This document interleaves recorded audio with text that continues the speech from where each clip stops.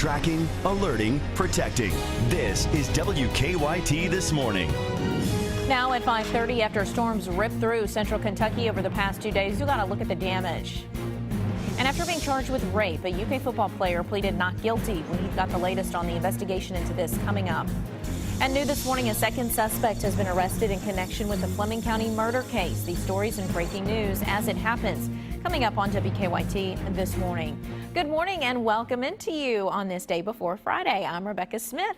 Thanks for being here. Bill Bryant has the day off and so does Micah Harris. And here with me is Jim Caldwell. I mean, they skipped town on us, Rebecca. I mean, what are we going to do? I don't know. We'll just keep going, I guess.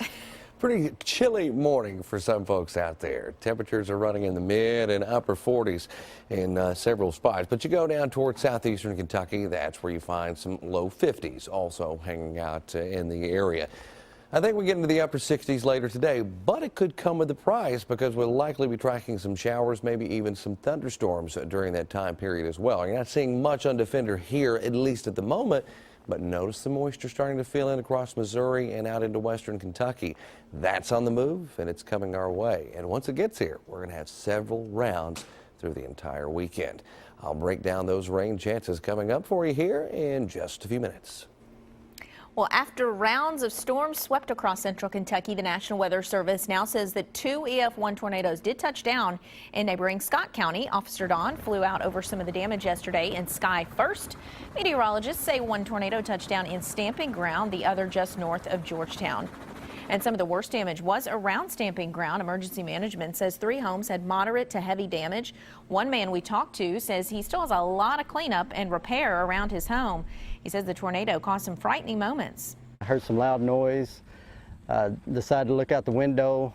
I saw a lot of furniture flying. I saw a gas grill rolling, so I knew that it was something more than a strong wind, so I decided to take shelter in my storm room. Well, Scott County Emergency Management tells us some of the worst damage he'd seen from a storm in years took place here. Thankfully, no injuries were reported in Scott County. And the National Weather Service used some new technology to survey the damage in Scott County. Meteorologists used Scott County Fire Captain Randy Catlett's drone to get a bird's eye view, and that's what you're seeing. You're looking at video that was shot from that drone. The National Weather Service says they used this video to help them determine that the damage in Scott County was caused by the tornadoes. They had determined that before they employed the use of the drone, and then they used that drone to determine exactly how wide of a swath that tornado went through there. Well, Bath County also had some damage from 2 EF1 tornadoes, one near Sharpsburg, the other across the county in the Salt Lick area. Folks there still have a big mess to clean up this morning. One family told us a tornado damaged their camper and their home. A man said a tornado ripped off the roof of his barn. Because I didn't realize anything had happened up behind our house. I was watching the front and stuff flying off the porches and things and flying across the yard. And then come outside and looked up here and the roof was gone. Witnesses say the tornado sounded like a quick boom and then was over. New this morning, the second suspect wanted in a murder investigation in Fleming County has been arrested. He was arrested last night in Lexington about a week after state police started looking for him. WKYT's Mark Barber is live from exactly where Kevin Howard was arrested. Mark, what are the updates in this case? Good morning, Rebecca. State police had been searching for Kevin Howard since they found a body in Fleming County 8 days ago. Well, Lexington police arrested him last night when they found him here at the intersection of New Circle Road and Russell Cave Road. Now, the 37-year-old is charged with murder, tampering with physical evidence, and theft by unlawful taking. He is the second man charged with murder in a Fleming County missing person case. In addition to the murder charge, 55-year-old Charles Black is also facing tampering and theft charges. Police believe both men could be connected to the unidentified remains of a man that were found in the Grange City area on October 1st. According to Black's arrest citation, he told police he helped someone remove the body from his house and put it in a shallow grave. He also admitted to driving the victim's vehicle and using the victim's ATM card to withdraw $200. Police say that vehicle belonged to University of Cincinnati professor Randall Russ, who has been missing since August. Again, that body that was found has not been identified. Black is scheduled to appear in court today for a preliminary hearing. As for Howard, he's being held at the Fayette County Detention Center. Now, at this time, police have not released any details about what led to his arrest. We're live in Lexington. Mark Barber, WKYT. All right, thanks so much, Mark. A UK football player charged with rape entered a not guilty plea. UK police arrested freshman defensive lineman Lloyd Tubman. After his hearing, he was released on bond, but the judge ordered him to live with his parents in Louisville and not contact the victim. According to his arrest citation, police say Tubman visited an acquaintance at her residence hall on UK's campus. Police say Tubman verbally and physically assaulted the victim while trying to engage in sexual acts with her. Tubman has been suspended indefinitely from the team. A Winchester man accused of kidnapping and raping a 10-year-old girl is scheduled to be in court today for his arraignment.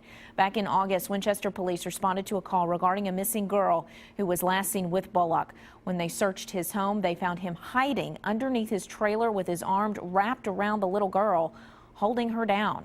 While Bullock admitted to a sexual relationship with the child, he pleaded not guilty to all charges in court on August 11th. Well, some controversy at a Kentucky school because of a transgender 7-year-old. Nikki Sullivan says her child, born male, has always identified as female. So Sullivan says her child now goes by the name Ella. Sullivan says Owen County Elementary School has been accommodating to Ella, providing a unisex restroom and protecting her from bullying. Sullivan appreciates that, but some parents of students in Ella's classroom are concerned. People said that they're going to pull their kids out of the same class and stupid stuff like that, but I mean, I'm not worried about it. I've told my son to be nice when he sees this boy. I've told him to never refer to him as a girl because that's not what he is.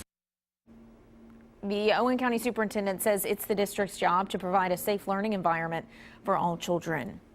A meeting to discuss redistricting for Fayette County schools has been postponed. That meeting was supposed to take place later today. It's now been moved to October 23rd at 4:30 in the afternoon.